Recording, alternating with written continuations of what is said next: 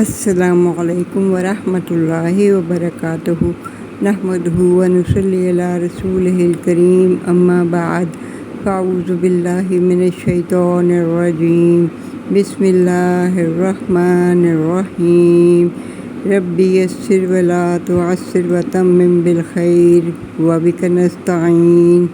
اے میرے رب، اس کام کو آسان فرما دیں اور اس کو مشکل نہ کریں، اس کی تکمیل بخیر و خوبی فرما دیں، اور ہم آپ سے ہی مدد مانگتے ہیں۔ سب سے پہلے میں آپ سب کو خوش آمدید کہتی ہوں۔ آج سے ہم گرامر کے سلسلے میں اپنے پہلے لیسن کی ابتدا کرتے ہیں، اور ابتدا ہم حروف تہجی سے کریں گے۔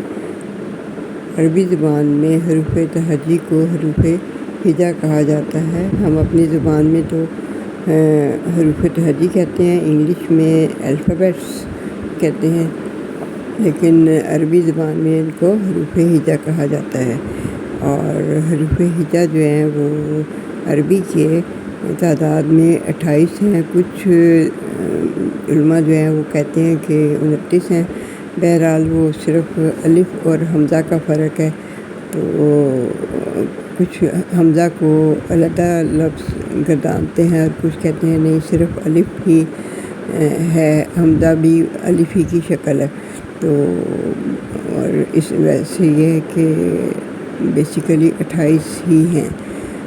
الف، با، تا، سا، جیم، ح، خ، دال، ذال، را، زا، سین، شین، صاد، ضاد، طا، ظا، عین، غین، ف، قاف، کاف، لام، میم، نون، ہا، واو، یا۔ عربی زبان میں دوسری اہم چیز اس کی حرکات ہوتی ہیں۔ حرکات جن کو ہم اپنی اردو لینگویج میں اعراب کہتے ہیں، لیکن عربی میں ان کو حرکات کہا جاتا ہے۔ حرکات جو ہیں وہ بیسک تو 3 ہیں، زیر، زبر اور پیش، جن کو حرکات ثلاثہ بھی کہتے ہیں، لیکن اس کے علاوہ اور بھی حرکات ہیں، تو میں اس کی تھوڑی سی ڈیٹیل یہاں پہ بتاؤں گی۔ زبر، جسے عربی میں فتحہ کہتے ہیں، اور جس حرف کے اوپر زبر ہوتی ہے اس کو مفتوح کہتے ہیں۔ اور زیر، جسے عربی میں کسرہ کہتے ہیں، اور جس حرف پہ کسرہ ہوتا ہے اس کو مکسور کہتے ہیں۔ اور پیش جو ہے اس کو عربی میں ضمہ کہتے ہیں، اور جس حرف پہ ضمہ ہو اسے مضموم کہتے ہیں۔ اور ایک اور علامت ہوتی ہے چھوٹی سی، جس کو جزم یا سکون کہتے ہیں۔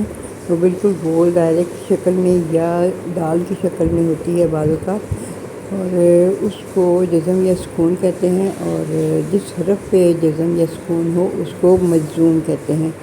اور پھر 2 زبر، 2 زیر اور 2 پیش، یہ بھی ہوتی ہیں علامات، اور ان کو تنوین کہتے ہیں۔ اور جن حروف کے اوپر تنوین ہو ان کو منون کہتے ہیں۔ اور اس کے علاوہ ایک چھوٹا سے ڈنڈوں والی ہوتی ہے علامت، اس کو تشدید کہتے ہیں یا شد کہتے ہیں، اور جس حرف پہ وہ تشدید ہو اسے مشدد کہتے ہیں۔ ابھی جب ہم حروف ہجا کی بات کر رہے تھے تو اس وقت میں نے آپ کو بتایا تھا کہ الف اور حمزہ بعض اوقات بعض علماء کے نزدیک 2 علیحدہ حرف ہیں، اور جبکہ بعض علماء اس کو ایک ہی حرف سمجھتے ہیں۔ تو اس کا میں آپ کو ڈفرینس سمجھاتی ہوں کہ کیوں کہا جاتا ہے۔ جب الف پر کوئی بھی حرکت ہو، زیر ہو، زبر ہو، پیش ہو، کوئی بھی حرکت ہو، تو یا سکون کی حرکت ہو، تو اس کو الف پھر نہیں کہتے بلکہ اس کو حمزہ کہا جاتا ہے۔ تو بس یہی ڈفرینس ہے، اگر حرکت کے بغیر ہو تو وہ الف ہوتا ہے، اور اگر کوئی بھی حرکت اس کے اوپر ہو تو پھر وہ حمزہ کہلاتا ہے۔ اور اب ہم یہ دیکھتے ہیں کہ حمزہ کی کتنی اقسام ہیں۔ ادائیگی یا پڑھنے کے لحاظ سے حمزہ دو طرح کے ہوتے ہیں، ایک ہے حمزۃ الوصل اور ایک ہے حمزۃ القطع۔ حمزۃ الوصل صرف اس وقت پڑھا جاتا ہے جب وہ جملے یا لفظ کے شروع میں ہو اور اس سے پہلے کوئی لفظ یا حرف نہ ہو، جیسے الکتاب۔ تو اگر اس کے پہلے کوئی حرف یا کوئی لفظ آ جائے تو پھر اس کو پڑھا نہیں جاتا، وہ لکھنے میں آتا ہے لیکن اس کو پڑھتے نہیں ہیں۔ جیسے میں یہ کہوں کہ اگر الکتاب سے پہلے واو لگا دیں تو پھر ہم اس کو و الکتاب نہیں کہتے بلکہ والکتاب کہتے ہیں، یعنی کہ واو کو سیدھا لام سے ملا دیتے ہیں، تو اس میں الف جو ہے وہ حمزہ وہ لکھا ہوتا ہے لیکن پڑھتے نہیں ہیں اس کو، تو اس حمزہ کو ہم حمزۃ الوصل کہتے ہیں۔ جبکہ حمزۃ الوصل میں اس حمزہ کی جگہ صاد کا جو ابتدائی حصہ ہوتا ہے اس کا چھوٹا سا شوشہ سا بنا ہوتا ہے، تو وہ حمزۃ الوصل کی نشانی ہے۔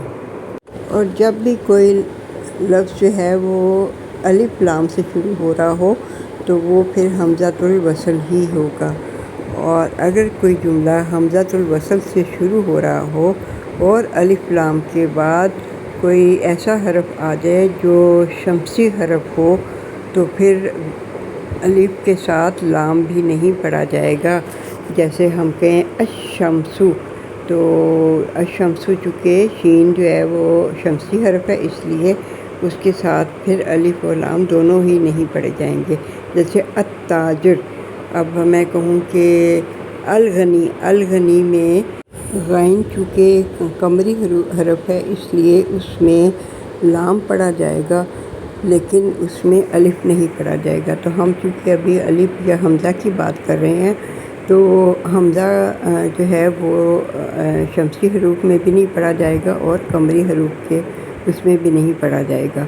اور حمزۃ القطع جو ہے وہ حمزہ ہوتا ہے جو چاہے جملے کے شروع میں ہو یا اس کے درمیان میں ہو، اسے ہمیشہ پڑھتے ہیں۔ جیسے اگر کسی کے نام کا حصہ ہے احمد، اکبر، تو اس کے ساتھ اگر واو یا کوئی اور لفظ لگا بھی دیں تو پھر وہ تب بھی ویسے ہی پڑھا جاتا ہے۔ جیسے میں اگر احمد کے ساتھ واو لگاؤں تو پھر میں کہوں گی و احمد و اکبر۔ تو اب حمزۃ الوصل اور حمزۃ القطع میں لکھنے میں کیا ڈفرینس آتا ہے؟ حمزۃ القطع جو ہے اس میں الف کے اوپر ایک چھوٹا سا حمزہ ڈلا ہوا ہوتا ہے، تو وہ اس بات کی نشانی ہے کہ یہ حمزۃ القطع ہے۔ جبکہ حمزۃ الوصل کے بارے میں پہلے آپ کو بتا چکی ہوں کہ اس کے حمزہ کے اوپر ایک چھوٹا سا صاد کا جو شوشہ ہوتا ہے وہ بنا دیا جاتا ہے۔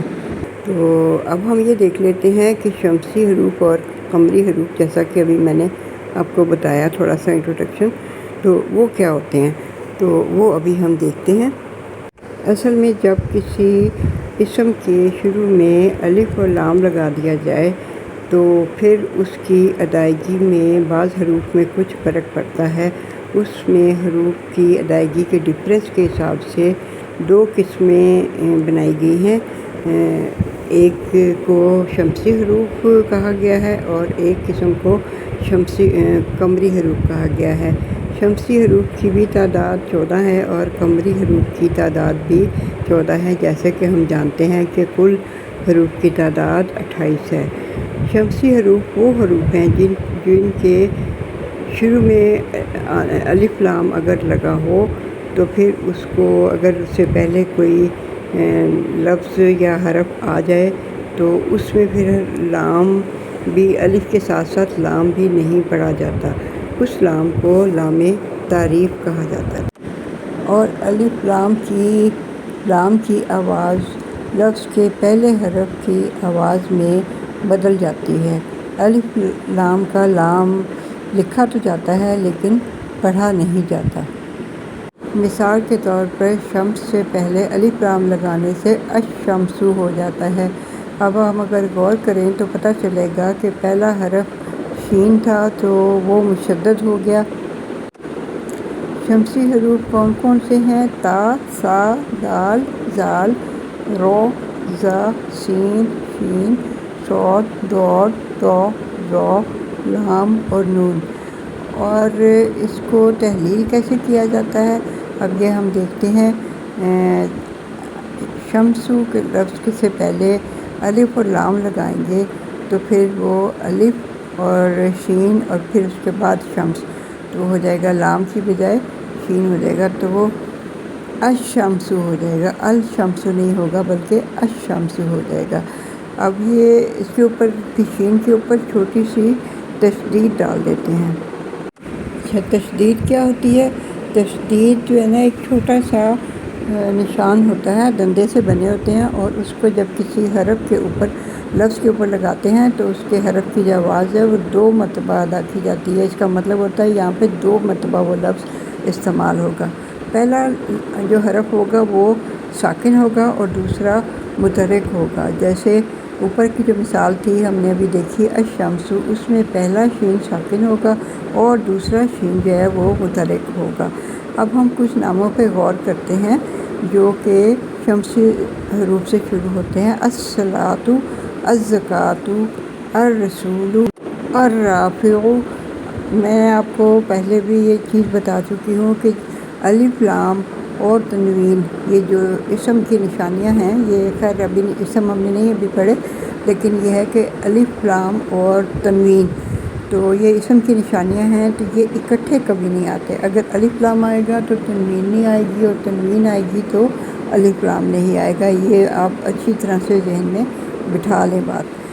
عربی کے ٹوٹل 28 حروف تہجی میں سے 14 تو نکل گئے شمسی حروف، اور باقی جو رہ گئے وہ ان کی تعداد بھی 14 ہی ہے، اور وہ قمری حروف کہلاتے ہیں۔ یہ وہ حروف ہیں کہ ان سے شروع ہونے والے الفاظ پر جو لام تعریف یعنی کہ الف لام لگانے سے لام کی اصلی آواز میں کوئی تبدیلی واقع نہیں ہوتی، اور لفظ جس طرح لکھا جاتا ہے اسی طرح سے پڑھا جاتا ہے۔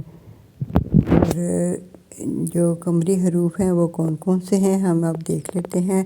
ایک تو ہے حمزہ، پھر ہے با، جیم، ح اور عین، غین، فا، قاف، کاف، میم، واو، ہا، یا۔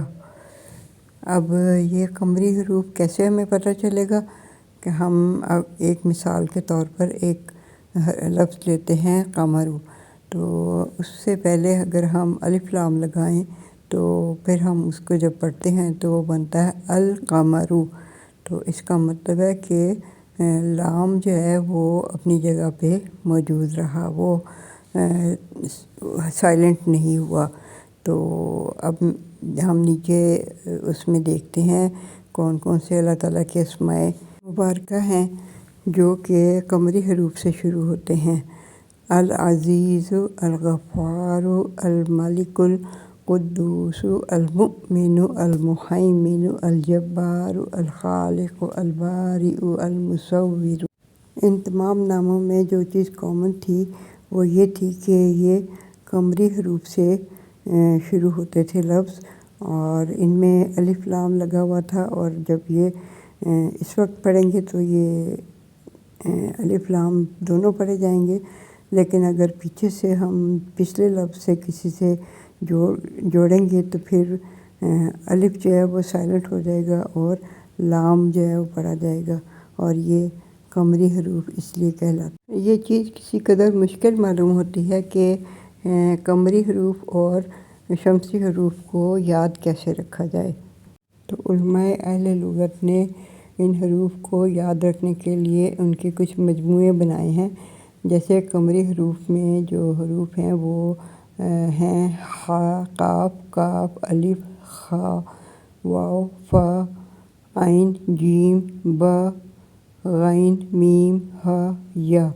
تو ان کو ملا کر ایک جملہ انہوں نے بنایا ہے، حق کا خوف عجب غم ہے، تو اس جو ایک جملے میں یہ تمام حروف آ جاتے ہیں۔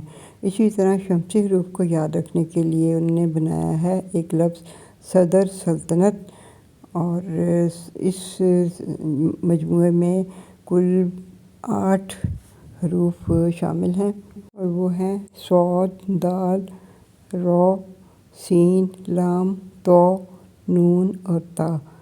اس کے بعد تا اور شین یہ دو حروف ایک جیسی آواز والے ہیں، اور پھر ایک جیسی آواز والے 4 حروف ہیں جو زال، زا، ضاد اور ظا ہیں۔ تو یہ ٹوٹل ملا کر 14 حروف بنتے ہیں جو کہ شمسی حروف کی کیٹیگری میں آتے ہیں۔ اب ہم شمسی اور قمری حروف کی وہ مثالیں دیکھتے ہیں جن کا تعلق قرآن پاک سے ہے، یعنی کہ قرآن پاک میں وہ مذکور ہیں۔ تو الف پہلا حرف ہے قمری حروف میں سے، اس کی مثال ہے هو الاول والآخر۔ پھر ہے با، تو با ہے البارئ۔ پھر غین ہے وربک الغنی، اور پھر ہے ہا الحمید۔ پھر جیم الجبار۔ پھر کاف الکریم۔ واو الوکیل۔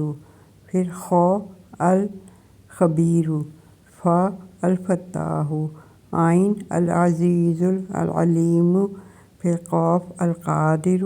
پھر یا الیمین۔ میم المؤمن۔ ہا سے الہدیٰ۔ اور اب ہم شمسی حروف کی مثالیں دیکھتے ہیں۔ سب سے پہلا حرف ہے تو، تو سے الطیبات۔ پھر ثا الثواب۔ پھر صاد الصابرین۔ را الرحمن الرحیم۔ تا التائبون۔ ضاد الضعفاء۔ زال الذکریٰ۔ نون النعیم۔ دال الدعاء۔ پھر سین السکینۃ۔ پھر ظا الظہیرۃ۔ زا الزاہدین۔ شین الشاہدین۔ لام اللطیف۔ ابھی تک ہم نے دیکھا کہ حمزہ کو کیسے پڑھتے ہیں، اور لیکن ہم نے حمزہ کو لکھنے کے قواعد نہیں جانے۔ تو اب ہم حمزہ کو لکھنے کے قاعدے دیکھتے ہیں۔ لفظ کے شروع میں حمزہ الف کی صورت میں لکھا جاتا ہے، مثلاً امر، عبرۃ، اذن وغیرہ۔ لفظ کے درمیان میں جو کافی ساری صورتیں ہیں جس میں کہ حمزہ لکھا جاتا ہے، تو ہم باری باری سب کو دیکھتے ہیں۔ الف مفتوح حرف کے بعد اگر حمزہ مفتوح یا ساکن ہو تو الف کی صورت میں لکھا جاتا ہے، جیسے کہ سأل رأس۔ اور اگر حمزہ مکسور ہو تو یا کے اوپر لکھا جاتا ہے، جیسے کہ یائس۔ اگر حمزہ مضموم ہو تو پھر واو کے اوپر لکھا جاتا ہے، جیسے کہ یعوسا۔ اور مکسور حرف کے بعد آئے تو یا کے اوپر لکھا جاتا ہے، جیسے کہ بئر۔ اور ممزوم حرف کے بعد آئے تو واو کے اوپر لکھا جاتا ہے، بشرطیکہ کہ اس کے اوپر کا حرف مفتوح یا مضموم ہو، جیسے کہ یعرف۔ اور اگر اس کے بعد حرف مکسور ہو تو یا کے اوپر لکھا جاتا ہے، جیسے سئلا۔